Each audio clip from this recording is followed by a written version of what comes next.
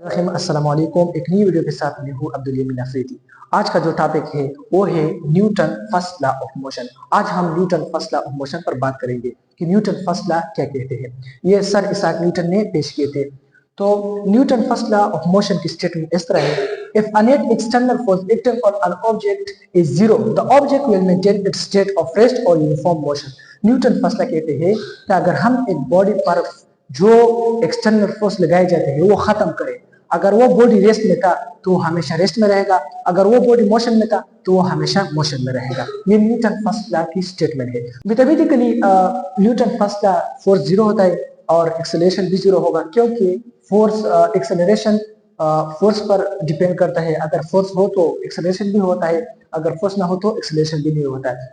तो for example ये एक टेबल है, इस पर हमने एक बॉडी रखा तो ये बॉडी इस टेबल पर हमेशा रहेगा जब तक हम इस पर एक्सटर्नल फोर्स न लगाए।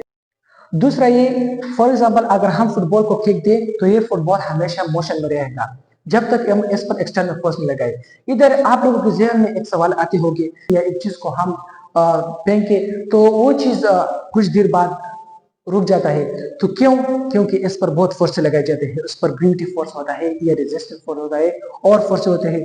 जब तक उस पर फोर्स होते तो वो रुक जा सकता है, अगर हम उससे वो फोर्स खत्म करें तो वो हमेशा मोशन में रहेगा। यह था मेरा टॉपिक। बहुत मेहरबानी देखने पर। मजीद खूबसूरत वीडियो के लिए पेज फॉलो करो।